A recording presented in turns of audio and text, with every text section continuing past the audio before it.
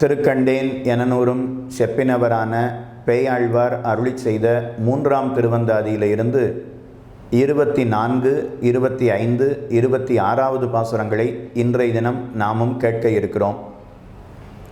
இப்பாசுரங்களை நமக்கு உபன்யசிப்பவர் ஸ்ரீமத் வேதமார்க்க பிரதிஷ்டாபனாச்சாரி உபய வேதாந்தாச்சாரியராய் இளையவல்லி பூவராகாச்சாரிய சுவாமியினுடைய திருக்குமாரரான இளையவல்லி ஸ்ரீராமன் சுவாமி.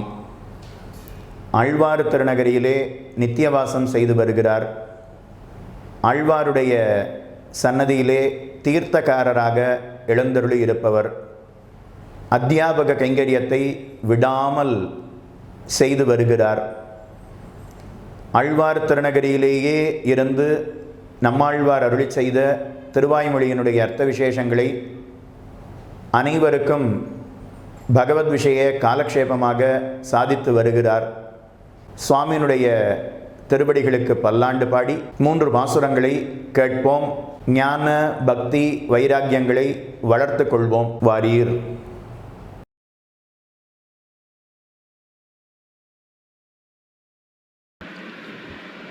அப்ஜன்யஸ்தபதாப்ஜமஞ்சித கட்டி சம்வாதி கௌஷேயகம் கிஞ்சித்தாண்டவகந்தி சம்மனநகம் நிர்வியாஜமந்தஸ்மிதம் चूडाचुम्बिमुकाम्बुजं निजभुजा विश्रान्त दिव्यायुधं श्रीरङ्गे शरदशतं ततैतः पश्येम लक्ष्मीसकम् अग्रे तार्क्ष्येण पश्चात् अयिपतिशयनेन आत्मना पार्श्वयोश्च श्रीभूमिभ्यामतृप्त्या नयनचुलकनैः सेव्यमानामृतौघम् वक्त्रेणा विस्मितेन स्फुरदभयगदा शङ्खचक्रैर्भुजाग्रैः विश्वस्मै तिष्ठमाणो शरणमशरणाः रङ्गराजं भजामः।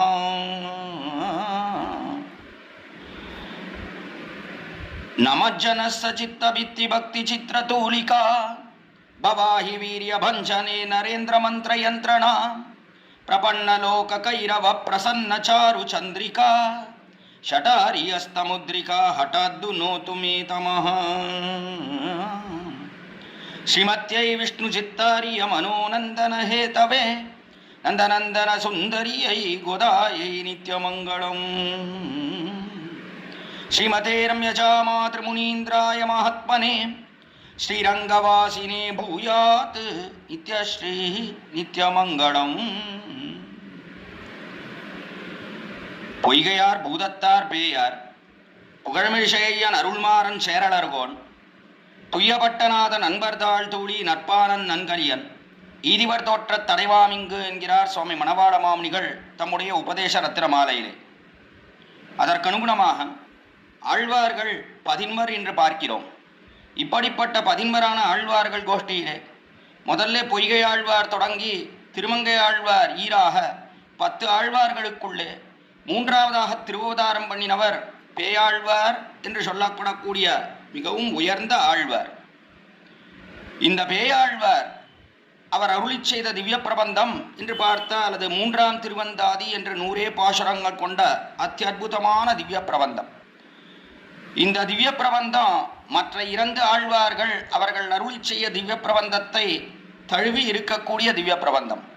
மற்ற 2 ஆழ்வார்கள் பொய்கை ஆழ்வார் பூதத்தாழ்வார் அவர்கள் 2 பேரும் முதல் திருவந்தாதி 2 திருவந்தாதி என்று திருக்கோவலூர் இடைகளிலே திருக்கோவலூர் ஆயன் வந்து நெருக்க அப்பொழுது 2 விளக்கை ஏற்றி அவர்கள் வந்திருக்கக்கூடியவன் ஜகத்காரணபூதன் என்றும் வந்திருக்கக்கூடியவன் நாராயணன் என்றும் தெரிவித்தவாறே 3ஆவது ஆழ்வாரான பேயாழ்வார் வந்திருக்கக்கூடியவன் பிரம்மச்சாரி நாராயணன் என்று அவன் ஸ்ரீமன் நாராயணன் என்று திருக்கண்டேன் என்றே தொடங்குகிறார் என்பது விசேஷம்.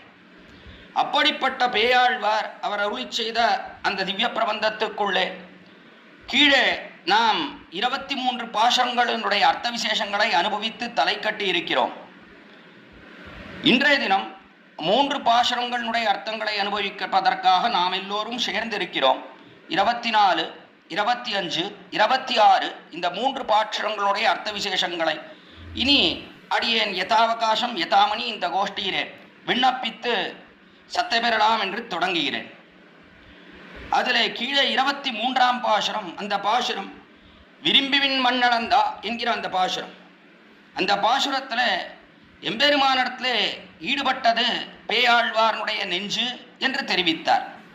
அது தெரிவித்த பிற்பாடு அந்த எம்பெருமான் எப்படிப்பட்டவன், அவனையே எப்பொழுதும் நீ ஆசிரயிக்க பார். இத்தனை காலம் அவனை பற்றாமல் இருந்தாய், இப்பொழுது பற்றிவிட்டாய் நெஞ்சே. இனி வருங்காலத்திலே அவனையே பற்றி கிடந்து நீ உஜ்ஜீவனத்தை பெறப்பார் என்று உபதேசிக்கிறார் இந்த 24ஆம் பாசுரத்திலே. ஆசை வந்துடுத்து என்று சொன்னால் அதற்கு பிற்பாடு ஆறி இருக்கக்கூடாது. இனி தொடர்ந்து வருங்காலத்தில் விச்சேதமில்லாமல் தடையில்லாமல் எம்பெருமானையே பற்றி வாழ்ந்து போக வேண்டும் என்று தெரிவிக்கக்கூடிய அற்புதமான பாசுரம்தான் இந்த 24ஆம் பாசுரம். வருங்கால் இருநிலனும் மால்விசம்பும் காற்றும் நெருங்குதி நீருருவமானான் பொருந்தும் சுடராடி ஒன்றுடையான் சூழ்களே நாளும் தொடராடி நெஞ்சே தொழுது என்பது இந்த 24ஆம் பாசுரம். அதிலே வருங்கால் இருநிலனும் மால் விசம்பும் காற்றும் என்று வருங்கால் இனிநிலம் என்று முதல்ல இந்த பாசுரத்தில் தெரிவிக்கக்கூடிய அபிப்பிராயம் என்ன என்றால், எம்பெருமான் உபய விபூதி நாதனாக இருக்கிறான். அப்படிப்பட்ட உபய விபூதி நாதனான எம்பெருமானை எப்பொழுதும் நீ தொழப்பார் என்பதுதான் தேர்ந்த அர்த்தம் இந்த 24ஆம் பாசுரத்துக்கு. அதிலே முதல்ல காட்டினார் வருங்கால் என்கிறபடினாலே இனி வரக்கூடிய காலம் என்ற அர்த்தம். நீ வரக்கூடிய காலத்திலே அந்த எம்பெருமானை விடாமல் பற்ற வேண்டும். அந்த எம்பெருமானுக்கு என்ன பெருமை, அதைத்தான் மேலே ஆச்சரியமாக காட்டுகிறார். இருநிலனும் மால் விசும்பும் காற்றும் நெருங்குதீசன் நீர் உருவமானான். இந்த எம்பெருமான் எப்படி இருக்கான் அப்படின்னா 5 பூதங்களை பார்க்கிறோம். அதிலே முதலது இருநிலனும் என்று இருநிலன் என்று சொல்லக்கூடிய விசாலமான பூமி. இந்த பூமி அது நிலம், அது விசாலமாக இருக்கக்கூடியது. அதற்கு மேலே இருநிலனும் மால் விசும்பும் பூமியான பிற்பாடு ஆகாசம். ஆகாசம் எப்படி இருக்கு அப்படின்னா அது ரொம்ப பெருமை வாய்ந்ததாக இருக்கிறது. மால்னா பெருமை என்று அர்த்தம். பெருமை வாய்ந்ததாக இருக்கிறது. என்ன பெருமை ஆகாசத்துக்கு என்றால் அது எல்லா பதார்த்தங்களுக்குள்ளேயும் ஊடுருவி நிற்கிறது. ஆகாசம்னா என்ன, இடைவெளின்னு அர்த்தம். இந்த இடைவெளி எல்லா இடத்துலையும் இருக்கும் இல்லையோ, நாளே எல்லா இடத்துலையும் வியாபித்து நிற்கக்கூடியதான் ஆகாசம் என்கிற தத்துவம். அதனாலே அதை சொல்லும் காலத்திலே மால் விசும்பும்னு காட்டினார். மால் விசும்பும் காற்றும், அதற்கு மேலே காற்று வாயு. அதற்கடுத்தபடியாக நெருங்கு தீ. நெருங்கு தீ என்றால் நெருங்கி இருக்கக்கூடிய தீ அப்படின்னா என்ன, காற்றுக்கு நெருங்கி இருக்கக்கூடிய தீ, ரொம்ப சமீபத்தில் இருக்கக்கூடிய தீ அப்படின்னா காற்றானது என்ன பண்றது, தீயை பரப்புகிறது. தீயானது கொழுந்து விட்டு எரிய வேண்டும் என்று சொன்னால் அதற்கு காற்று வேண்டும். காட்டிலே தீ பத்திக்கிறதுன்னு பார்க்கணும். அது என்ன ஆகுது, 5 நிமிடத்தில் எல்லா இடத்திலையும் பரவி விடுகிறது. அதற்கு காரணம் காற்று காரணம். அதனாலே காற்றுக்கும் தீக்கும் நெருக்கமான ஒரு சம்பந்தம் உண்டு. அதைத்தான் இங்கே காற்றும் நெருங்கு தீ என்று காட்டினார். அது மட்டுமல்லாமல் தீயானது ஸ்னிக்தமாக இருக்கிறது. அப்படிப்பட்ட தீயானது நெருங்கு தீ நீருருவமானான். அதற்கு மேலே எம்பெருமான் எப்படி இருக்கான், நீர் என்று சொல்லக்கூடிய அதனுடைய உருவமானான். உருவமானான் என்று தெரிவித்தால் இந்த 5 பூதங்கள் இருக்கே, அதாவது நிலம் பூமி, பிருத்திவி அப்பு தேஜஸ் வாயு ஆகாசம் என்று தெரிவிப்பார்கள். பிருத்திவி பூமி, அப்பு ஜலம், தேஜஸ் நெருப்பு, வாயு காற்று, ஆகாசம் இடைவெளி. அதைத்தான் இங்கே இருநிலனும் மால் விஷம்பும் காற்றும் நெருங்குதி சென் நீருருவமானான் என்று காட்டினார் இடத்துல. அதிலே முதல்ல சொல்லப்பட்டது பூமி, அடுத்தபடியாக மால் விசும்புன்னு ஆகாசம் சொல்லப்பட்டது, அதற்கு மேலே காற்று வாயு, அதற்கு மேலே நெருங்கு தீ என்று நெருப்பு, அதற்கு மேலே கடைசியாக நீர். இந்த 5 பூதங்கள் இருக்க, இந்த 5 பூதங்களைத்தான் இந்நில உலகத்திலே நாம் பார்க்கிறோம். பாஞ்சபூதிகமாக இருக்கக்கூடியதுதான் சகல பதார்த்தங்களும். அது காரணமாகத்தான் லோகத்தையே சிருஷ்டிக்கிறான் எம்பெருமான். ஆக இப்படிப்பட்ட இந்த பஞ்சபூதங்களை சொன்னது அது லீலா விபூதிக்கு உபலட்சணம், அதாவது இந்த லோகத்துக்கு உபலட்சணம். விளையாட்டுக்காக எம்பெருமான் இந்த லோகத்தை அழித்து அழித்து மீண்டும் மீண்டும் சிருஷ்டிக்கிறானே, அப்படிப்பட்ட இந்த லோகத்தில் இருக்கக்கூடிய சகல பதார்த்தங்களும் எம்பெருமான் தான். அப்படின்னா என்ன அர்த்தம் அப்படின்னா நீர் உருவமானான். என்று இவையெல்லாம் தனக்கு உருவமாக கொண்டிருக்கிறான். அப்படின்னா என்ன அர்த்தம்? தனக்கு சரீரமாக கொண்டிருக்கிறான். இங்கு நாம் காணக்கூடிய சகல பதார்த்தங்களும் எம்பெருமானுக்கு சரீரமாக இருக்கிறது என்பதைத்தான் இதனாலே காட்டுகிறார் பேயாழ்வார் இந்த பாசுரத்திலே. நாளே எல்லா பதார்த்தங்களும் இங்கே பஞ்சபூதங்கள்னு சொன்னது பஞ்சபூதங்களாலான சகல பதார்த்தங்களையும் காட்டுகிறது. அப்படிப்பட்ட 5 பூதங்களாலான பதார்த்தங்களுக்குள்ளே எம்பெருமான் எழுந்தருளி இருக்கிறான். அதாவது இவையெல்லாம் தனக்கு சரீரமாக கொண்டிருக்கிறான் என்பதை முக்கியமாக காட்டுகிறார் இடத்துல. இதனாலே சொல்லப்பட்டது இந்த லோகம். லீலா விபூதியை சொன்னார். நெருங்குதி நீருருவமானான் பொருந்தும் சுடராளி ஒன்றுடையான் சூழ்கலர்க்கே பொருந்தும் சுடராளி உன்னுடையான் என்று அத்விதீயமாக அவனிடத்திலே இருக்கக்கூடிய சுடராளி மிகுந்த தேஜஸோடைய கூடின சக்கரத்தாழ்வான், என்ன பளபளபளன்னு பிரகாசிக்கக்கூடிய சக்கரத்தாழ்வானை கையிலே ஏந்தினவனாக இருக்கிறான். அது அவனிடத்திலே நன்றாக பொருந்தி இருக்கிறது. அப்படின்னா அர்த்தம் பொருந்தும் சுடராளி என்கிறபடினாலே பொருந்தி இருக்கிறதுன்னு சொன்னா அதுதான் அவனை அறப்பெரியவன் என்று காட்டுகிறது. கையிலே சக்கரத்தை எவன் ஏந்தினவனாக இருக்கிறானோ அவனே அறப்பெரியவன், அவனே அத்விதீயன், அவனை போல இன்னொருவன் கிடையாது என்பதை காட்டக்கூடியதுதான் கையில் இருக்கக்கூடிய ஆச்சரியமான சக்கரம். அப்படிப்பட்ட சக்கரத்தை ஏந்தினவனாக இருக்கிறான் என்று தெரிவிக்கிறபடினாலே எது காட்டப்பட்டதுன்னா இந்த சக்கரம் எம்பெருமானுக்கு அடியவனாக இருக்கிறான், எப்பொழுதும் அவனோடையே சேர்ந்திருக்கிறான், எப்பொழுதும் கைகளலா நேமியான் நம்மேல் வினகடிவான் என்று தெரிவிக்கிற கிரமத்தில் எப்பொழுதும் அவன் கையை விட்டு அகலாமல் அவன் கையிலேயே எழுந்தருளி இருக்கிறான் சக்கரம். இப்படி சக்கரத்தாழ்வான் அவனை விட்டு பிரியாமல் இருக்கானே, அதே போலத்தான் பரமதத்திலே இருக்கக்கூடிய நித்தியசூரிகள் அவனை விட்டு பிரியாமல் எப்பொழுதும் அவனுடன் எம்பெருமானுடைய நித்திய சங்கல்பத்தாலே எப்பொழுதும் அவனோடையே இருந்து கொண்டோ அவனுக்கு எல்லா அடிமைகளும் செய்து போகிறார்கள் நித்தியசூரிகள் என்று பார்க்கிறோம். இப்படிப்பட்ட நித்தியசூரிகள் எல்லாரையும் காட்டக்கூடிய லோகமான நித்திய விபூதி பரமபதம் அதை காட்டுகிறது இதனாலே என்று பார்க்கிறோம். இதை உடையவனாக இருக்கக்கூடியவன் எம்பெருமான். பொருந்தும் சுடராளி ஒன்றுடையான், அந்த சுடராளி ஒன்றை உடையவனாக இருக்கிறான். அப்படிப்பட்ட அத்விதீயன், அவனுக்கே பொருந்தி இருக்கக்கூடிய சுடராளி அதை உடையவனாக இருக்கிறான் அந்த எம்பெருமான். அந்த எம்பெருமான் சூழ்கடலே. அப்படிப்பட்ட எம்பெருமானுடைய சூழ்கடல்னா என்ன? அது நம்மை சூழ்த்து கொள்ளக்கூடிய கடல். கடல்னா அவனுடைய திருவடித்தாமரைகள். அந்த திருவடித்தாமரைகள் எப்படி இருக்கு அப்படின்னா நம்மை சூழ்த்து கொண்டு விடுகிறது. அதாவது எம்பெருமானை போய் நம்ம சேவிக்கிறோம். நாம சேவிச்சா கடைசியில எம்பெருமான் நம்முடைய பாபத்தை பார்த்து தண்டிக்கலாம்னு நினைத்து கடைசியில இவனை வெளியில தள்ளிட வேண்டியதுதான், இவனை நம்மோட சேர்த்து கொள்ளக்கூடாதுன்னு நினைக்கிறான். அப்படி இருக்கும் காலத்துல நாம் அவனை விட்டு வருவதே கிடையாது. அதற்கு காரணம் என்ன? ஆச்சரியமா முமுட்சுபடியில புலரோகாச்சாரியர் காட்டினார். பிராட்டியும் அவனும் விடிகள் திருவடிகள் விடாது திங்களலாயிருக்கும் ஸ்ரீமன் நாராயண சரணவ் என்று அவனுடைய திருவடித்தாமரைகளை பேற்றுக்கு தப்பாத உபாயமாக பற்றுகிறேன் என்று நாம் தெரிவிக்கிறோமே. நாம் எதை ஆசைப்படுறோமோ அதுக்கு தப்பாத வழி எதுனா அவனுடைய திருவடிகள் என்று அவனுடைய திருவடிகளை பற்றுகிறோம். அப்படி பற்றினா சமய நாம என்னவோ பற்றுறோம். ஆனா ஒருவேளை அவனை நம்ம வெளியில தள்ளி கதவை அடைச்சு சாட்டுறான்னா என்ன பண்றது? அப்படின்னா நாம வெளியில போனா தானே சாட்ட முடியும். நாம போக மாட்டோம்.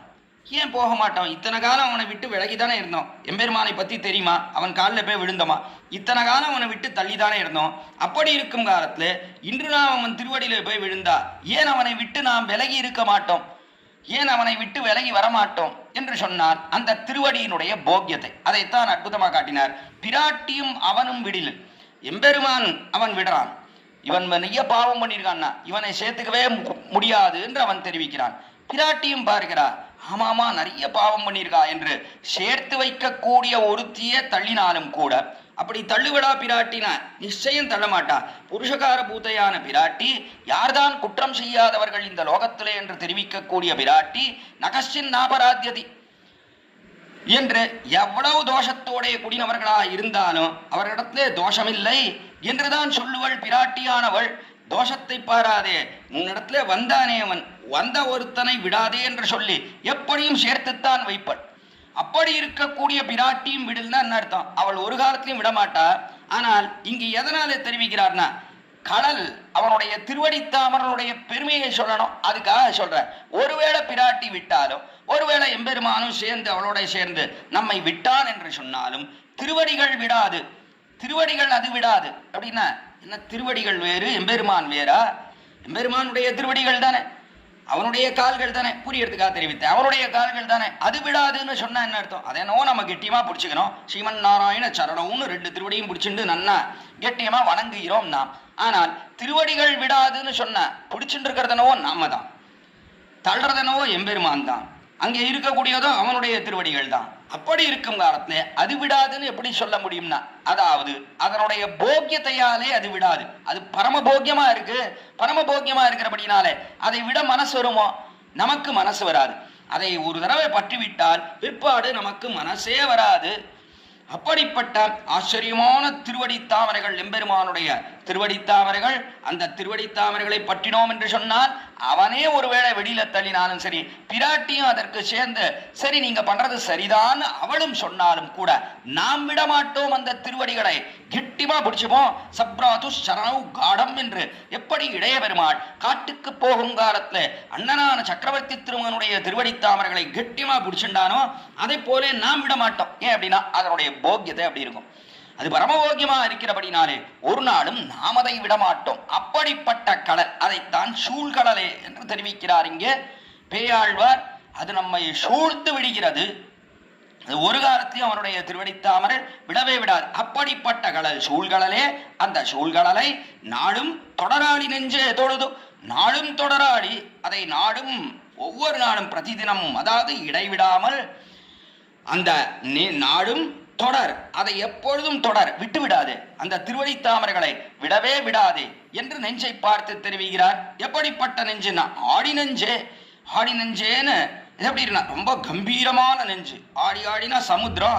சமுத்திரம் என்று சொன்னார். சமுத்திரம் எப்படி இருக்கு? சமுத்திரைவ காம்பீரியே என்று மிகவும் கம்பீரமாக இருக்கக்கூடிய சமுத்திரம். இப்படிப்பட்ட ஆழ்ந்த நெஞ்சு இருக்கே, அந்த நெஞ்சை பார்த்து தெரிவிக்கிறார். ஆடி நெஞ்சே தொழுது அதை வணங்கி வருங்கால் தொழுது என்று இனி வரக்கூடிய காலமெல்லாம் அதை விடாமல் தொழ வேண்டும் என்று முதல் பதத்தோட சேர்த்துக்கணும் இவ்விடத்துல.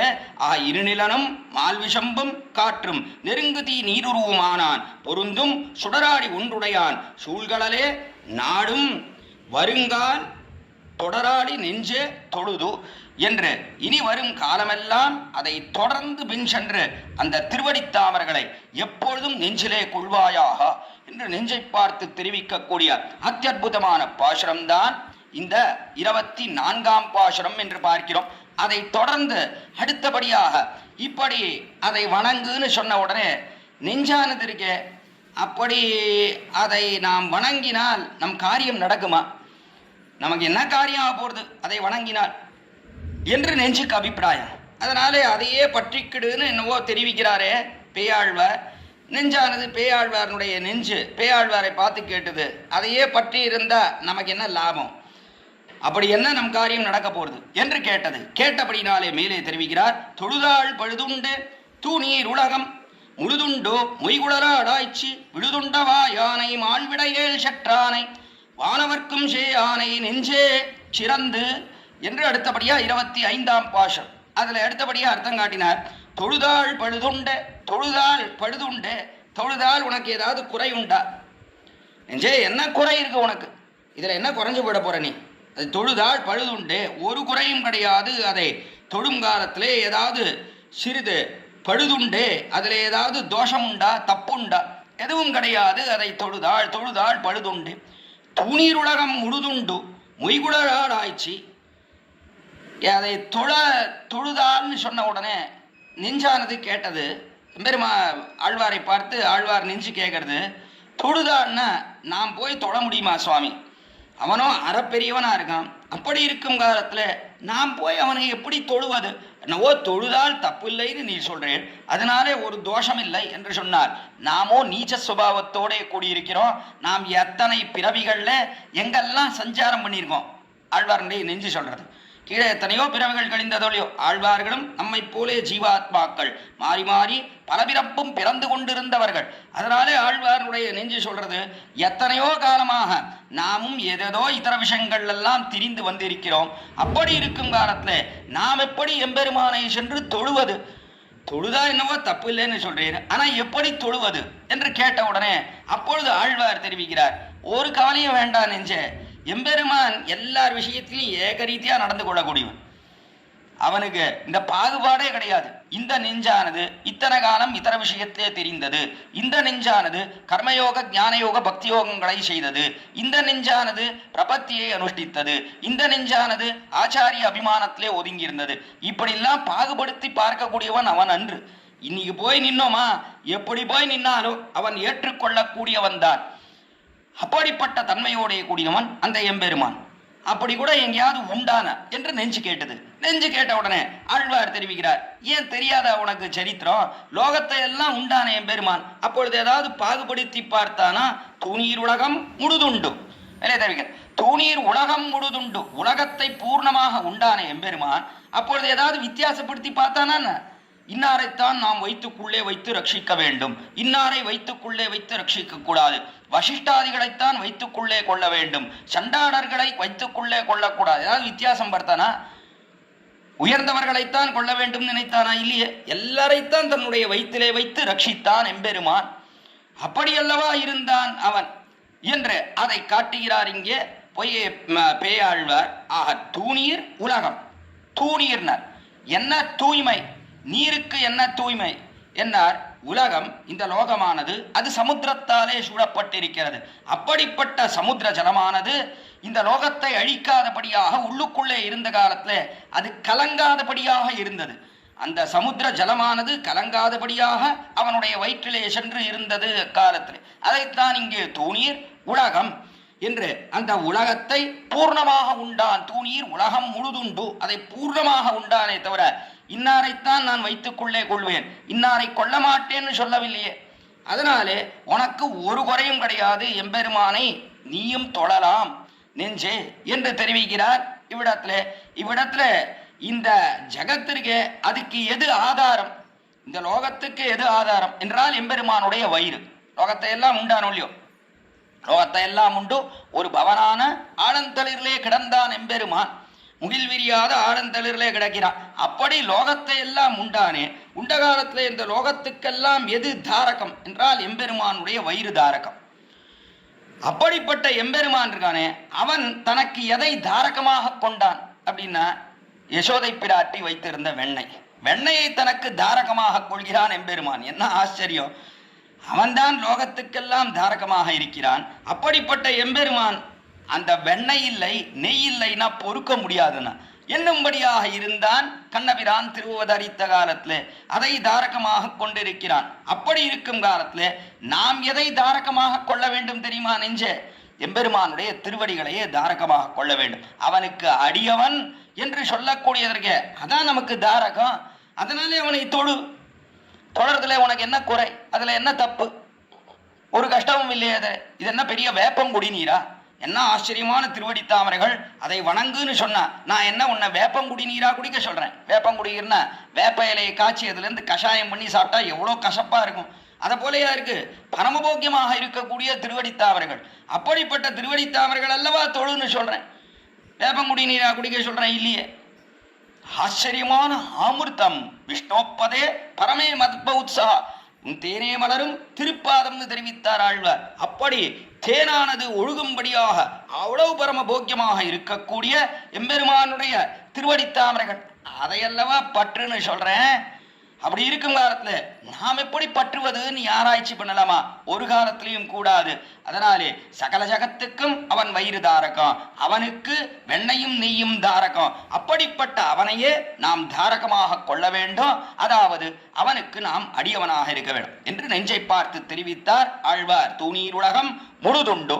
அப்படிப்பட்ட எம்பெருமான் அவன் எதை தனக்கு தாரகமாக கொண்டான் அதைத்தான் மேலே தெரிவிக்கிறார். மொய்குழலாளாய்ச்சி விழுதுண்டவாயான் என்று. மொய்குழலால் ஆய்ச்சி எதனாலே அவ்வளவு ஈடுபாடு அந்த வெண்ணையிலே அப்படின்னா, எம்பெருமான் இப்படி எல்லாரிடத்திலையும் பிரீதியுடன் இருந்து எல்லாரையும் ரட்சிக்க வேண்டும் தன் வயிற்றிலே வைத்து ரட்சித்தான். அதிலேயும் யசோதாதிகள் அவர்கள் கைப்பட்ட திரவியம் என்கிறபடினாலே அதிலே மிகுந்த ஈடுபாடுன. யசோதை அவள் கையாலே எடுத்தது வெண்ணெய். கையிலேருந்து எடுத்தா தான் என்னதான் தயிரை கடந்து அதெல்லாத்தையும் அந்த மண் பாண்டங்களிலே ஒட்டி கொண்டு இருக்கக்கூடிய வெண்ணெயை என்னதான் மற்ற பதார்த்தங்களை கொண்டு எடுத்தாலும் கையாலே எடுக்கிறா போல வரவே வராது. நாளே கையாலே நன்னா எடுத்தாள் யசோதை பிராட்டியானவள். ஆய்ச்சி ஆச்சரியமா மொய்குழல் ஆய்ச்சி என்று மொய்குழலால் ஆய்ச்சி என்கிறபடினாலே அவளுடைய சௌந்தரியம் சொல்லப்பட்டது. மிகுந்த அழகோடைய கூடினவளாக இருக்கிறாள். ஆச்சரியமான திருமுடிக்கத்தை அப்படின்னு சொன்னதற்கு மொய்குழல் என்று சொன்ன அழகிய கூந்தலை உடைய யசோதை பிராட்டி அப்படிப்பட்டவள்னு சொன்னபடினாலே அவளுடைய பூர்ண அழகும் அந்த மொய்குழல்னு சொன்னபடினாலே இவ்விடத்திலே காட்டப்படுகிறது. மிகுந்த சௌந்தரியத்தோடைய கூடினவள் யசோதை பிராட்டி. அந்த யசோதை பிராட்டியானவள் மொய்குழலால் ஆய்ச்சி விடுதுண்ட அவளாலே எடுக்கப்பட்டது. அவளுக்கு எவ்வளோ பிரீத்தி கன்னடத்திலே மிகுந்த பிரீத்தியின் காரணத்தாலே தான் அவள் எப்பொழுதும் தன்னை அலங்கரித்து கொண்டே இருக்கிறாள். அலங்காரம் இல்லாமல் கிடையவே கிடையாதுன்னா ஏன் அப்படின்னா சுத்தியோட இருக்கணும். கன்னடத்திலே போகும் காலத்திலே குழந்தைகளத்திலே போன இந்த இடத்துல பார்த்த உடனே அந்த குழந்தைகளுக்கு ஆனந்தம் ஏற்பட வேண்டாமா? அப்போதானே நம்ம கிட்ட வரும். நம்ம பூத்தனையை போலையும் சூர்பனையை போலையும் அதன் முன்னாடி போய் நின்னா எங்கேயாவது ஆனந்தம் ஏற்படுமா? ராட்சசியை போல இருந்தால் ஆனந்தம் ஏற்படுமா? ஏற்படாது. அதனாலே பரமசுந்தரியா தன்னை அலங்கரித்து கொண்டுதான் யசோதையானவள் கண்ணபிரானிடத்திலே போவள். கண்ணனுக்கு அப்படி அழுக்கா வந்தா அது பிடிக்கவே பிடிக்காது ஒரு நாளும். அதனாலே எம்பெருமான் சுத்தியே விரும்பக்கூடியவன் ஆனபடினாலே அப்படி அலங்கரித்து கொண்டு செல்வள். அதனாலே மிகுந்த பிரீத்தி அவளிடத்தே. அவள் கைப்பட்ட அந்த வெண்ணெய், அவள் கைப்பட்ட நெய் என்கிறபடினாலே அதிலே ஈடுபாடு. அதை காட்டினார். விடத்திலே மொய்குழலாடாய்ச்சி விழுதுண்ட என்கிறபடினாலே வெண்ணையை உண்ட அல்லது விழுது வெண்ணையிலிருந்து வரக்கூடிய நெய் அதை உண்ட விழுதுண்ட. வாயானை மால்விடையேல் சற்றானை விழிதுண்ட வாயான் அதை வாயிலே அமுது செய்தான். ரொம்ப ஈடுபாடு அதில். அதனாலே வாயான் அதை கொண்டான் அல்லவா. என்ன ஆச்சரியமான திருப்பவளம். வாயான்னு சொன்ன உடனே அதிலே நெஞ்சு அப்படியே போறது. பேயாழ்வாருக்கு என்ன அழகிய வாய், என்ன அழகிய வாய். அதாலே உண்டானே தன் வாயாலே லோகங்களையெல்லாம் உண்டு தன் வயிற்றிலே வைத்தான். அதற்கு பிற்பாடு வெண்ணையை உண்டான். அந்த லோகமெல்லாம் வெளியிலே வந்துவிட்டதா பூர்ணமாக என்று பார்ப்பதற்காக வெண்ணையை உண்டான் என்று அனுபவிக்கிறார்கள் ஆழ்வார்கள். ஆக இப்படி வெண்ணெய் உண்ட வாயான் இருக்கானே அவ்வளவு அழகுனா என்ன பரபாக சோபை. உன்னுடைய வாய்ன்னு சொன்ன அவ்வளவு அழகா இருக்கக்கூடியது. நல்லா சிவந்த அதரம், சிவப்பா இருக்கு. என்ன ஆச்சரியம் என்றால் கருத்த முகம், அதிலே சிகப்பான வாய் இருக்கு. அப்படி பரபாக சோபையோட அப்படி கூடியிருக்கு அந்த வாயானது. அதையெல்லாம் உண்டானே இந்த எம்பெருமான் முழுதுண்ட வாயானை என்று அதையெல்லாம் பூர்ணமாக முழுதுண்ட மொய்குழலாய்ச்சி விடுதுண்ட வாயானை மால்விடையேல் சற்றானை. அதற்கு மேலே இப்படி ஆஷ்டயித்த யசோதை பிராட்டி அவளுக்காக காரியம் பண்ணினான். அது மட்டுமல்லனா இன்னும் விசேஷமாக தன்னையே ஆசிரயித்திருக்கக்கூடிய ஒருத்தி. அவள் யார்? அவள் தான் நப்பின்னை பிராட்டி. அந்த நப்பின்னை பிராட்டி பொருட்டுத்தான் மால்விடையேள் செற்றானை என்று மால்விடை என்று மிகவும் கோபத்துடன் கூடியிருக்கக்கூடிய 7 ரிஷபங்கள், பெரிய பெரிய ரிஷபங்கள், காடைகள், அதை வைத்திருக்கிறார் கன்யா சுல்கமாக. யசோதையினுடைய சகோதரர் கும்பர். கண்ணன் யார் என்னுடைய பெண் நப்பின்னை பிராட்டியை கல்யாணம் பண்ணிக்கிறாளோ அவ இந்த 7 ரிஷபங்கள் காளைகளை அடைக்கணும். அடக்கினால்தான் அவன் ஜாத்தி அடையன், நல்ல உயர்ந்த இடையன். அப்படிப்பட்டவனுக்குத்தான் என்னுடைய பெண்ணான நப்பின்னை பிராட்டியை நான் கல்யாணம் செய்து கொடுப்பேன் என்று சொல்லியிருக்கார் யசோதையினுடைய சகோதரர். அந்த கும்பர் சொன்னபடினாலே இவனும் போய் அவைகளை அடக்கினான். அந்த 7 ரிஷபங்கள், அதன் மேலே கம்சனால் ஏவப்பட்ட 7 அசுரர்கள், அவர்களும் ஆவேசித்திருந்தார்கள். அப்படிப்பட்ட அந்த 7 ரிஷபங்கள் இருக்க அதை பூர்ணமாக அடக்கினான் கண்ணபிரான். மால்விடை 7 சற்றானை. அதை சற்றான் யாருக்காக பண்ணினான்?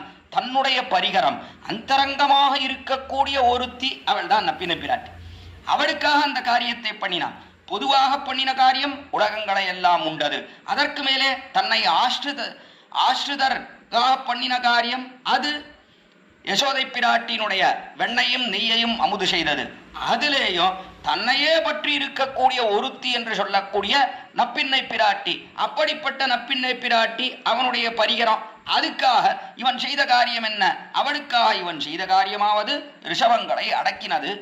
கோபவாயால் பொருட்டு ஏத்தி நிறுத்தம் இருத்தாய் என்று கோவாயாள் பொருட்டுன்னு அவருடைய வாய் இருக்கு, அதுவே சிவந்து இருக்கு. சிவந்த அதரத்தோட கூடியிருக்கா. ஆச்சரியமா 7 ரிஷபங்கள் வந்து நிற்கிறது. இன்ன காலத்து எல்லாரும் கூடியிருக்கா திருவாய்ப்பாடியில. இதை பார்க்கணும்னு கண்ணபிரான் வந்துட்டான். அவனுடைய அண்ணன் பலராமனும் வந்தான். அப்பொழுது அந்த பெரிய கூட்டத்தின் நடுவில் அவ்விடத்துல அவளும் நிற்கிறாள், நப்பின்னை பிராட்டியும் நிற்கிறாள். இப்போ நின்ற காலத்துல முதல்ல பலராமர் அவர் வந்து பார்த்தார், எல்லாம் சரியா இருக்கா, இந்த எருமைகள்லாம் அதாவது இந்த காளைகள் எல்லாம் சரியா இருக்கா என்று முதல்ல வந்து பார்த்தார். பார்த்த காலத்துல ஒரே பயமா இருந்தது நப்பின்னை பிராட்டிக்கு. ஐயோ அண்ணா வராரே பலராமன், இவர் எங்கேயாவது அடக்கிட போறார், இந்த காளைகளை எல்லாம் காதலிப்பது கண்ணனை, கைப்பிடிப்பது அண்ணனையா. அவளுக்கு பயம். காதலிக்கிறதுனோ கண்ணனே, ஆனா கடைசியில பலராமனுக்கு ரொம்ப சக்தி இருக்குன்னு அவனுக்கு தெரியும். சக்தியோட இவர் எங்கேயாவது அடக்கிட்டார்னா கடைசியில பலராமனை கல்யாணம் பண்ணிக்கணும்னு வந்து சேருமே என்று நினைத்து வருத்தத்துடன் இருந்தான். அப்பொழுது பலராமன் எல்லாத்தையும் பார்த்துட்டு, எல்லாம் சரியா இருக்கு கண்ணா, நீ போய் அடக்கலாம் என்று அவர் வந்து சேர்ந்த உடனே அப்பொழுது போய் சேர்ந்தான் கண்ணபிரான். அப்பொழுதுதான் அவளுக்கு சிரிப்பே வந்தது நப்பின்னை பிராட்டிக்கு. அதனாலே சிரித்தாள். சிரித்ததை பார்த்த உடனே ஆழ்வார் தெரிவிக்கிறார், அவ்விடத்திலே இருந்தே பார்க்கிறார் சுவாமி நம்மாழ்வார். அதனாலே தெரிவிக்கிறார், இடத்தே கோபவாயாள் பொருட்டு ஏத்தி நிறுத்தம் இருத்தாய்னு அவருடைய ஆச்சரியமான கோபவாய் இருக்கே சிவந்த அதனால் அதற்காக இந்த 7 ரிஷபங்களையும் கொன்றான், அவளை கைப்பிடித்தான். அதைத்தான் இங்கே ஆச்சரியமாக காட்டினார். மாழ்விடையேள் செற்றானை வானவர்க்கும் செய்யானை. இப்படிப்பட்ட இந்த எம்பெருமான் இருக்கானே, இவன் எல்லாருக்கும் இவ்வளவு சுலபனா இருக்கானே. ஒரு இடைச்சி அவள் அடிக்கவும் கட்டவும் தன்னை அமைத்துக் கொண்டிருக்கிறான். அவள் கைப்பட்ட திரவியம்னு வெண்ணையிலும் நெய்யிலும் ஆசை கொண்டு அவளையே பின்தொடர்ந்து செல்கிறான். லோகங்களை எல்லாம் உண்டு தன் வயிற்றிலே வைத்து ரட்சிக்கிறான். ஒரு நப்பின்னை பிராட்டிக்காக 7 ரிஷபங்களை கொல்கிறான் எம்பெருமான். இத்தனையெல்லாம் பண்ணக்கூடிய எம்பெருமான் ஆனால் தேவதைகளாலே அறிய முடியாதவனாக இருக்கிறான். மேலே எல்லாரையும் அவனை அறிய முடியுமா? நெஞ்சே அறிய முடியாது. நீ ஏதோ அறிந்திருக்கிறாய், அதனாலே அவனை பற்றப்பார், அவனையே விடாமல் தொடப்பார். உனக்கு எம்பெருமான் காட்டியிருக்கான், அவனுடைய பெருமைகள்லாம் காட்டியிருக்கான். அதனாலே அவனிடத்துல ஈடுபட்டு நீ பற்றினால் ஒரு காலத்திலும் அவன் உன்னை விலக்க மாட்டான். அதனாலே அவனை பற்றப்பார் நெஞ்சே. ஆனால் பிரம்மாதி தேவதைகளாலே கூட அவனை அறிய முடியாது. அதைத்தான் இங்கே வானவர்க்கும் சேயான். வானவர்க்கும் சேயான்னா என்ன? அறிய முடியாதவனாக இருக்கிறான். பிரம்மா எவ்வளோ ஞானத்தோட கூடியிருந்தாலும் நேரே கடிக்கமலத்துள்ளிருந்தும் காண்கிறான். கண்ணன் அடிக்கமலம் தன்னை அயன். முதல் திருவந்தாதியிலே பொய்கை ஆழ்வார் தெரிவிக்கிறார், நேரே கடிக்கமலத்துள்ளிருந்தும் காண்கிறான். அயன்றிருக்கானே பிரம்மா, அவன் நேர எம்பெருமானுடைய திருநாவி கமலத்திலே ஒரு தாமரை பூவிலே பிறந்திருந்தாலும் கூட அப்படிப்பட்ட பிரம்மாவும் கூட எம்பெருமானுடைய பெருமையை அவனாலேயும் அறிய முடியாதுன்னா யாராலே அறிய முடியும்? இவர்களாலே அறிய முடியாது. காரணம் என்ன என்று சொன்னால், தங்களுடைய ஞானத்தாலே அவனை அறிந்து விடலாம் என்று நினைத்தால் ஒரு நாளும் அவனை அறிய முடியாது. பிரம்மாதி தேவதைகளுக்கெல்லாம் நல்ல ஞானம் இருக்கு, அதனாலே எம்பெருமானை அறியலாம் நினைத்தார். அவர்களாலே அறிய முடியாது. ஆனால் எவன் என்னாலே ஒன்றும் அறிய முடியாது என்று நினைக்கிறானோ, எம்பெருமானுடைய பெருமையை அறிய முடியுமா? ஒரு நாளும் அதை அறிந்து முடிக்கவே முடியாது என்று நினைத்தால் அவன் தான் அறிந்தவனாக இருக்கிறான். யஸ்யாமதம் தஸ்ய மதம், மதம் யஸ்ய நவேதசா, வேதாந்த வாக்கியம். யஸ்ய அமதம் தஸ்ய மதம். எவன் எம்பெருமானை அறிய முடியாதுன்னு சொல்றானோ அவன் அறிந்தவனா இருக்கான். மதம் யஸ்ய நவேதசா, நாளே நான் அறிந்தவன் சொன்னா அவனாலே அறிய முடியாது எம்பெருமானை. எவனாலே அறிய முடியாதுன்னு சொல்றானோ அவன் தான் உண்மையிலே அறிந்தவன். ஏனென்றால் எம்பெருமானுடைய பெருமையை ஒருத்தராலும் அறியவே முடியாது. அப்படிப்பட்ட பெருமையோட கூடினவன் தான் எம்பெருமான். நாளே வானவர்க்கும் சேயான் என்கிறபடினாலே யாராலே அவனை முடிய முடியும்? யாராலே அறிய முடியாது. ஆனால் இங்கே வானவர்க்கும் சேயான்னு சொல்றாரு. இவர்கள் தங்கள் முயற்சியாலே எம்பெருமானை அறியலாம் நினைக்கிறார், அதனால அறிய முடியாது. ஆனால் முயற்சி இல்லாமல் எம்பெருமானே காட்டினான் ஆழ்வார்களுக்கு, காட்டினபடினாலே அவர்கள் அறிகிறார்கள். அப்படி அறியப்படுபவனாக இருக்கக்கூடிய அந்த எம்பெருமான், அவனை பற்றி தான் இங்கே தெரிவிக்கிறார். அப்படிப்பட்ட எம்பெருமானை நெஞ்சே சிறந்து என்று, நெஞ்சே சிறந்து அவனுக்கு தகுந்தபடி நீ இருக்கையே தொட வேண்டும். நெஞ்சே அவனுக்கு தகுந்தபடி தொழுதால் அதுல என்ன பழுதுண்டு, அதுல என்ன குறை இருக்கு? ஒரு குறையும் இல்லையே என்று நெஞ்சை பார்த்து தெரிவிக்கக்கூடிய அற்புதமான பாசுரம் தான் 25ஆம் பாசுரம் என்று பார்க்கிறோம். உடனே நெஞ்சானது பார்த்தது, அப்படி எம்பெருமானை அப்படி வணங்கினால் அதனாலே நமக்கு என்ன இவ்விடத்துல என்ன பெருமை, அதனாலே நமக்கு என்ன கிடைக்கக்கூடிய லாபம் என்ன என்று நெஞ்சானது அந்த இடத்துல கேட்டது. கேட்ட உடனே ஆழ்வார் தெரிவிக்கிறார், பெய்யாழ்வார் தெரிவிக்கிறார் இடத்துல, நெஞ்சே எவ்வளோ பிரீதி பண்ணுவான் தெரியுமா உன்னிடத்துல, நீ எம்பெருமான் இடத்துல கொஞ்சம் பிரீத்தியை வச்சுப்பார், வைத்து பாய்த்தார்னு சொன்னா அவனுக்கு மிகுந்த ஈடுபாடு ஏற்படும் உன்னிடத்துல. பிற்பாடு அவன் திவ்யதேசங்கள்னு ஆங்காங்கே எழுந்தருளியிருக்கானே, அந்த திவ்யதேசத்தை எல்லாம் விட்டுட்டு உன்னையே சுத்தி சுத்தி வருவான். அங்கெல்லாம் இருப்பதெல்லாம் விட்டுட்டு உன்னிடத்திலேயே பிரீதி கொண்டு இருப்பான், அவ்வளோ பிரீதி ஏற்படும் என்று தெரிவிக்கக்கூடிய அற்புதமான பாசுரம் தான் இந்த 26ஆம் பாசுரம். சிறந்தவன் சிந்தையும் செங்கணரவும் நிறைந்ததுவும் நீழ்கட்சியும் உறைந்ததுவும் வேங்கடமும் வெக்காவும் வேடுக்கை பாடியுமே தாம் கடவார் தந்துடாயார் என்பது இந்த 26ஆம் பாசுரம். அதிலே சிறந்தவன் சிந்தை என்று முதல்ல நம்முடைய சிந்தை பேயாழ்வார் தெரிவிக்கிறார். சிறந்தவன் சிந்தையும் என்று, இது சிறந்த சிந்தை. இது எப்படின்னா ரொம்ப அவனுக்கு அவனுடைய ஆதரத்துக்கு சிறந்த என் சிந்தை, என்னுடைய சிந்தை இருக்கே அது ரொம்ப சிறந்த சிந்தை, என் சிந்தையே சிறந்த சிந்தை என் சிந்தையும். செங்கணரவு என்று அரவு பாம்பு ஆதிசேஷன், அப்படிப்பட்ட ஆதிசேஷனை தனக்கு படுக்கையாக கொண்டிருக்கிறான் எம்பெருமான். இந்த படுக்கையாக கொண்டிருக்கான ஆதிசேஷன், அந்த ஆதிசேஷன் அவனுடைய கண்ணானது சிவந்திருக்கிறது. செங்கணரவு சிவந்த கண். எதனால இதற்கு சிவந்து இருக்கிறது என்றால் மதுபானம் பண்ணினா போல இருக்கு. மதுபான நன்ன தேனை நன்றாக அருந்தினா போலே கண்களானது சிவந்திருக்கிறது. காரணம் என்ன? எம்பெருமான் மேலே சயனித்திருக்கிறபடினா, அவன் மேலே சயனித்திருக்கிறபடினாலே மிகுந்த ஆனந்தம். ஒருத்தன் மதுபானம் பண்ணினா எவ்வளோ ஆனந்தம் ஏற்படும், அதை போலே ஆனந்தம் இவ்விடத்திலே இந்த ஆதிசேஷனுக்கு அரவுக்கு. அதனாலே இவனுடைய கண்களானது சிவந்திருக்கிறது. செங்கண் அரவும் நிறைந்த சீர் நீர்க்கட்சி உள்ளும் உறைந்ததுவும். இந்த எம்பெருமான் எங்க இருக்கான் அப்படின்னா இந்த இடத்துல இருக்கான். அதாவது சிறந்தவன் சிந்தையும் செங்கணரவும் உறைந்ததுவும். எம்பெருமான் நன்னா உறைந்திருக்கிறான். நன்னா இருக்கான் என்று சொன்னால் எங்க இருக்கான் தெரியுமா? நெஞ்சில இருக்கான், என்னுடைய நெஞ்சில இருக்கான். ஏன்னா என் நெஞ்சை பரமபோக்கியமாக கொண்டிருக்கிறான் எம்பெருமான். இந்த நெஞ்சுக்குள்ளே எழுந்தருளி இருக்கிறான் எம்பெருமான். சிறந்தவன் சிந்தையும் எதை போலே தெரியுமா? ஆதிசேஷன் மேலே எழுந்தருளி இருக்கானே, அதனாலே அவனுக்கு சிகப்பாகிறதே கண்களெல்லாம். அப்படிப்பட்ட ஆதிசேஷனிடத்துல எவ்வளவு பிரீதி எம்பெருமானுக்கு. அவனை விட்டு பிரிவதே இல்லையோ, எப்பொழுதும் அவனோட கூடவே இருக்கானோ இல்லையோ ஆதிசேஷனோட. சென்றால் குடையாம், இருந்தால் சிங்காசனமாம், நின்னால் மரவடியாம், நீள்கடலுள் எண்ணும் புடையாம், மணிவிளக்காம், பூம்பட்டாம், பொல்குமணவாய் திருமார்கரவுன்னு தெரிவிக்கிறாரே. ஆக அப்படி எம்பெருமான் எப்பொழுதும் ஆதிசேஷனை விட்டு பிரிவதே கிடையாது, அவனோட எப்பொழுதும் சேர்ந்தே இருக்கிறான். அதனாலே மிகுந்த ஈடுபாடு ஆதிசேஷனிடத்திலே. உறைந்ததுவும், அங்கே உறைந்து இருக்கிறான் அப்படின்னா நன்றாக திருடமாக அங்கே வர்த்திக்கிறான். உறைந்ததுவும் அங்கே இருக்கிறான் எம்பெருமான். எங்க இருக்கான்னா ரெண்டு இடம், ஒன்று ஆதிசேஷன், இன்னொன்று நெஞ்சே. நெஞ்சுக்குள்ளே என்னுடைய நெஞ்சுக்குள்ளேயும் ஆதிசேஷனுக்குள்ளேயும் இருக்கான். அப்போ மற்ற திவ்யதேசங்கள்லாம் இருக்கானே, திவ்யதேசங்கள்ல இருப்பதெல்லாம் எதற்காக? எம்பெருமான் எதற்காக திவ்யதேசத்துல இருக்கான் என்றால் ஆச்சரியமா காட்டினார்கள் நம்முடைய பூர்வாச்சாரியர்கள். அங்குத்தவாசம் சாதனம், இங்குத்தவாசம் சாத்தியம். அங்க இருப்பதெல்லாம் இருக்கே அது சாதனம், சாதனானுஷ்டானம் பண்ணுகிறான் எம்பெருமான். அதாவது ஒரு அடியவனானவன் சிறிது இடம் கொடுப்பான் நெஞ்சிலே, அந்த நெஞ்சுக்குள்ளே புக வேண்டும் என்கிறபடினால்தான் எம்பெருமான் பார்த்த விடமெங்கும் கோவில் கொண்டு நிற்பதென்ன, அமர்ந்திருப்பதென்ன, சயனித்திருப்பதென்ன என்றெல்லாம் எம்பெருமான் இருக்கிறான். எல்லா இடங்களிலும், எல்லா இடத்துலையும் இருப்பது எதற்காக? அடியவனுடைய நெஞ்சிலே இடம்பெற வேண்டும் என்கிறபடினாலே அங்கெல்லாம் இருக்கா.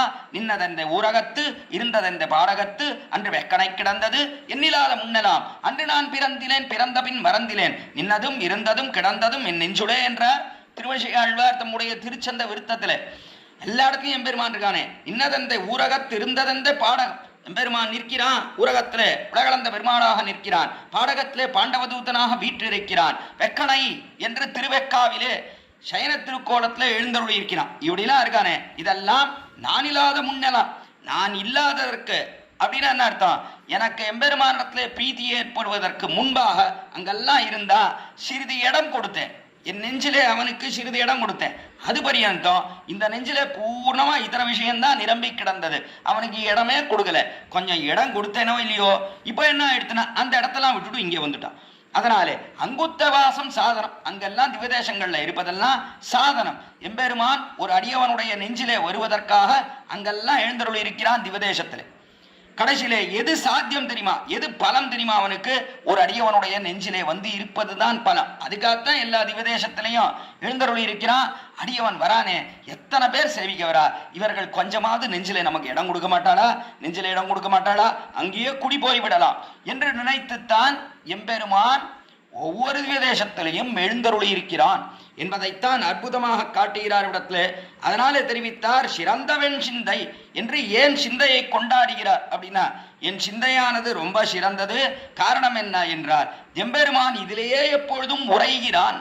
இதுல வந்து சேர்ந்துட்டான்னா இதிலேயே உரைகிறான் எம்பெருமான். எப்படி ஆதிசேஷன் மேலே எப்பொழுதும் உரைகிறானோ அதை போலே உரைந்ததுவும் இங்கேயும் உரைகிறான் எம்பெருமான் என்று இரண்டையும் ஒன்றாக எடுத்து காட்டுகிறார். இவ்விடத்திலே சிறந்தவன் சிந்தையும் செங்கணரவும் உரைந்ததுவும். அதற்கு மேலே நிறைந்த சீர் நீர்க்கட்சி உள்ளும். நிறைந்த சீர் என்று, நிறைந்த சீர், நிறைய சீர்னா ஐஸ்வர்யம், ஐஸ்வர்யத்தாலே நிறைந்தது, போக்கியதையாலே நிறைந்தது. சீர்னா போக்கியதை, போக்கியதாலே நிறைந்த சீர் நீழ்கட்சி. நீழ்கட்சின்னு காஞ்சிபுரம் இருக்கே, அங்கே சிறந்ததுனா ரொம்ப சிறந்தது. செல்வமா மிக்கிருக்கிறது, போக்கியத்தையா மிக்கிருக்கு. 18 திவ்யதேசம்னா ஒன்னா ரெண்டா எத்தனை திவ்யதேசங்கள், எல்லா எம்பெருமானும் தானே. அப்படிப்பட்ட அந்த காஞ்சிபுரம், அங்கே எம்பெருமான் அங்கே எழுந்தருளி இருக்கிறான். நீழ்கட்சி உள்ளும் வேங்கடமும் வெக்காவும். அதற்கு மேலே வேங்கடம் திருமலையிலே எழுந்தருளி இருக்கிறான். வேங்கடமும் வெக்காவும் அதே காஞ்சிபுரத்திலே திருவெக்கான்னு யதோத்தகாரி பெருமாள் சன்னதி, சொன்ன வண்ணம் செய்த பெருமாள் அவர் எழுந்தருளி இருக்கார். அந்த இடத்துலையும் இருக்கான் எம்பெருமான், அந்த இடத்துலையும் எழுந்தருளி இருக்கான். அதற்கு மேலே வேடுக்கை பாடியுமே என்று, வேடுக்கை முதலிய திவ்யதேசங்கள், இப்படி இருக்கக்கூடிய திவ்யதேசங்கள் என்ற வேடுக்கை என்று திருவேடுக்கை எம்பெருமான், தீப பிரகாசன் எம்பெருமான் அவனும் எழுந்தருளி இருக்கிறான் காஞ்சிபுரத்திலே. இப்படிப்பட்ட இந்த இடங்கள்ல தாம் கடவார் தந்துடாயார் தாம் கடவார் என்று தனக்கு அதை இருப்பிடமாக கொண்டிருக்கிறான். அப்படின்னா என்ன அர்த்தம் அப்படின்னா, 3 விதமாக அர்த்தம் பார்க்கிறோம் இவ்விடத்திலே.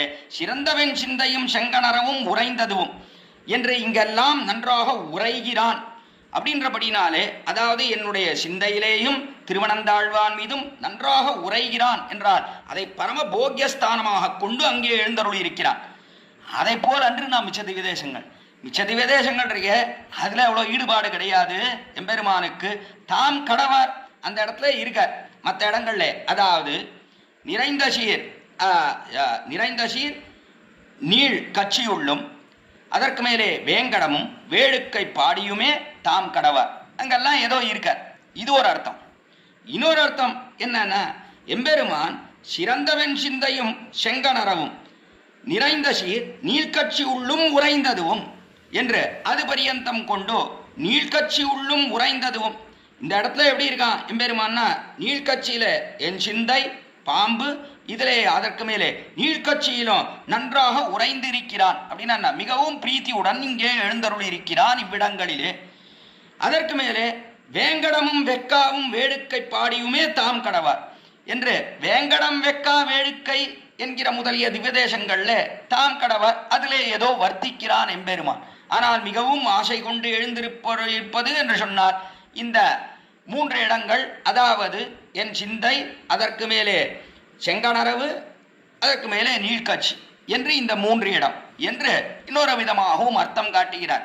அதற்கு மேலே 3ஆவதாகவும் அர்த்தம் தெரிவித்தார். எப்படி இருக்கக்கூடிய நீழ்கட்சி சீர் நீழ்கட்சி உள்ளும், நிறைந்த சீர் நீழ்கட்சி உள்ளும் வேங்கடமும் வெக்காவும் வேடுக்கை பாடியுமே உரைந்ததுவும். இங்கெல்லாம் எம்பெருமான் உரைகிறான், இங்கெல்லாம் கட்சியில இருக்கான். இதான் ரொம்ப விசேஷமான அர்த்தம், இதான் ரொம்ப உயர்ந்த அர்த்தம் இவ்விடத்தை காட்டப்படுகிறது. அதாவது எம்பெருமான் திவ்யதேசங்கள்ல இருக்கான். எங்கெல்லாம் இருக்கான்? நிறைந்த சீர் நீள்கட்சி உள்ளும் வேங்கடமும் வெக்காவும் வேடுக்கை பாடியுமே. இந்த இடங்கள்லாம் உரைந்ததுவும், இங்கெல்லாம் உரைகிறான் எம்பெருமான். ஆனால் தாம் கடவார் இதற்காகவே இருக்கான்னு சொன்னா அது எந்த இடத்துக்கு என்றால் அது என்னுடைய நெஞ்சும் அறவும். இதான் ரொம்ப விசேஷமான அர்த்தம். என்னுடைய நெஞ்சிலையும் அதே போல பாம்பின் மீதும் தான் எம்பெருமான் தாம் கடவார். அப்படின்னா என்ன கடவார்னா என்ன? கடக்க மாட்டார். இத்தை விட்டு பிரிந்து போவே முடியாதுன்னு அவராலே. மற்ற இடங்கள்லாம் இருக்கான் எம்பெருமான். நிறைந்த சீர் நீள்கட்சி உள்ளும் உரைகிறான் எம்பெருமான்.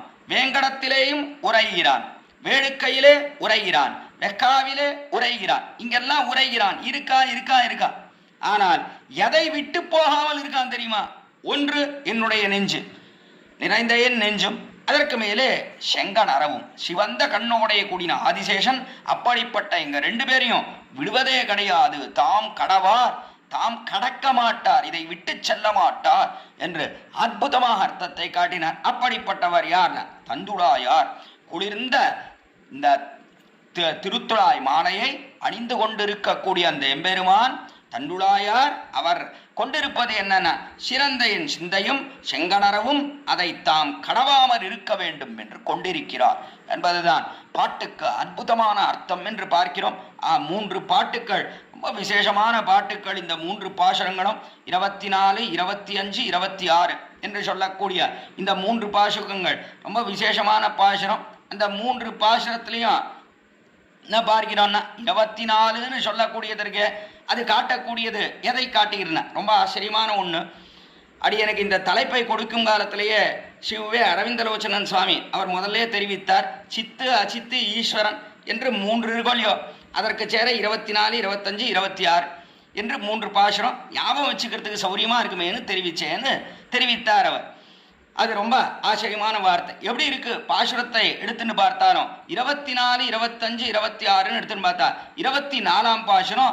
24ஆம் பாசுரத்துல இவ்விடத்துல பஞ்சபூதங்கள் சொல்லப்பட்டபடினாலே அது அச்சேதனத்தை காட்டுகிறது. பஞ்சபூதங்கள் அச்சேதனம் தானே. வருங்கால் இருநலம் மால்விசும்பும் காற்றும் நெருங்குதி நீருருவோமானான் என்கிறபடினாலே பஞ்சபூதங்கள் சொல்லப்பட்டது. பஞ்சபூதங்கள் சொல்லப்பட்டதுன்னா என்ன? அச்சேதனம் சொல்லப்பட்டது.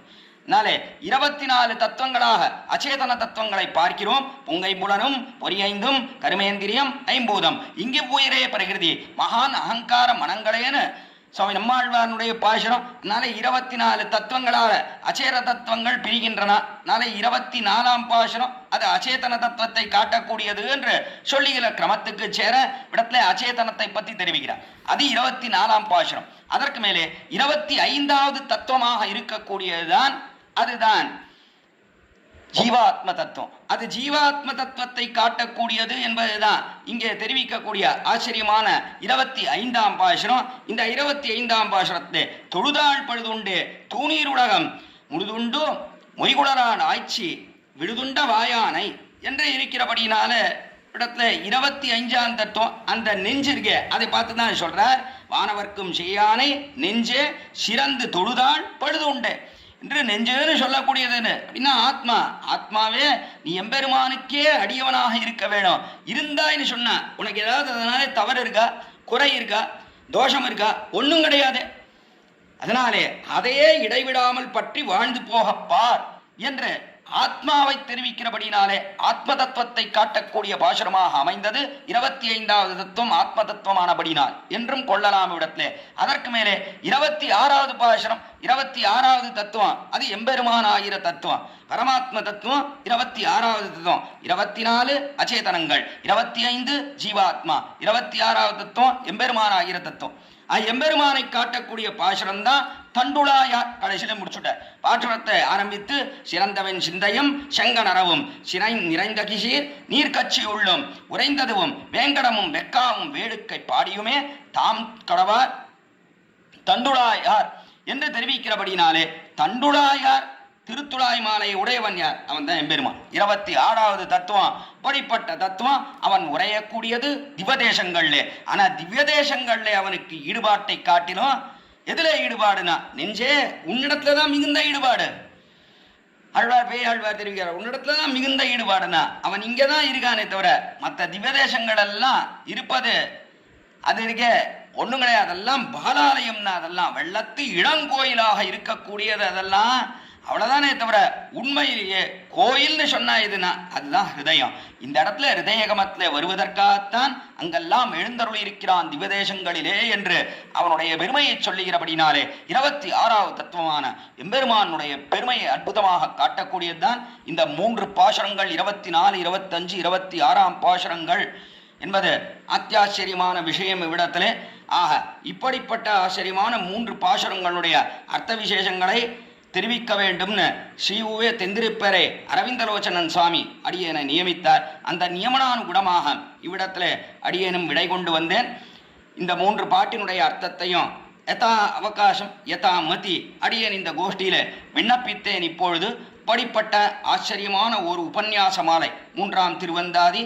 இந்த 3ஆம் திருவந்தாதியை பல மகான்கள் மகனீயர்கள் வித்வம்சர்கள் அவர்கள் உபன்யசிக்க இருக்கிறார்கள். இன்னும் மேலும் கூட இந்த ஞானத்தை எல்லோருக்கும் பகிர வேண்டும். அதற்கு அனுகுணமாக இதை போல உபன்யாசங்கள் அதை நடத்துவது என்பதற்கு அது சாலச்சிறந்த ஒரு காரியமானது. அதை ஸ்ரீ அரவிந்தலோச்சனன் சுவாமி ஆச்சரியமாக நடத்தி வருகிறார். இவ்விடத்திலே பரமகனீயர்களை கொண்டு இந்த 3ஆம் திருவந்தாதியினுடைய அர்த்த விசேஷங்களை தெரிவிப்பது என்று கொண்டிருக்கிறார். இவ்விடத்திலே அப்படிப்பட்ட அவருடைய சுபமான விசாலமான திருவுள்ளத்துக்கு பல்லாண்டு பல்லாண்டு பல்லாண்டு என்று பல்லாண்டு பாடி பகவத் பாகவத ஆச்சாரிய கைங்கரியத்திலே மேலும் மேலும் அது கொழுந்து விட்டு நன்றாக வளர வேண்டும் என்று ஆண்டாள் அவளை புருஷகாரமாக கொண்டு ரங்கமன்னார் திருவடித்தாமரைகளிலேயும் குருகூர் நாச்சியார் ஆதிநாச்சியார் சமேதனாய் எழுந்தருள் இருக்கக்கூடிய ஆதிப்பிரான் பொலிந்தன்னபிரான் இவர்கள் திருவடித்தாமரைகளையும் பிரார்த்தித்து அதற்கு மேலே சுவாமி ஆழ்வார் பவிஷ்யதாச்சாரியர் சுவாமி வனவாட மாமுனிகள் இவர்களுடைய திருவடித்தாமரையிலையும் பிரார்த்தித்து மேலும் மேலும் நன்றாக இவ்விடத்தில் இந்த லோகத்தில் இருந்து விண்ணும் மண் வையம் மண்ணி வீட்டிருந்து விண்ணுமாழ்வர் மண்ணோடே என்கிறார் ஆழ்வாரனுடைய மங்களாசாசனத்துக்கு பாத்திரபூதராகி அதற்கு மேலாக எல்லா நன்மைகளையும் இங்கும் அங்கும் எங்கும் திருவருள் பெற்று இன்புற வர வேண்டும் என்று ஆண்டாள் ரங்கமன்னாரை பிரார்த்தித்து அமைகிறேன். குற்றம் குறைகளை க்ஷமிக்க பிரார்த்திக்கிறேன். ஸ்ரீமத்தே விஸ்வவித்தாரிய மனோநந்தன ஹேதவே நந்தநந்தன சுந்தரியை கோதாயை நித்யமங்கலம் ஸ்ரீநகரியாம் மகாபுரியாம் தாம்பரபர்ணியுத்தரேதடே ஸ்ரீதிந்திரணி மூலதாம்னே ஷடகோபாய மங்களம் ஸ்ரீமதே ரம்யஜாமாத்ருமுனீந்திராய மகாத்மனே ஸ்ரீரங்கவாசினே பூயாத் நித்யஸ்ரீர் நித்யமங்கலம். ஆழ்வார் திருவடிகளே சரணம், எம்பெருமானார் திருவடிகளே சரணம், ஜீயர் திருவடிகளே சரணம்.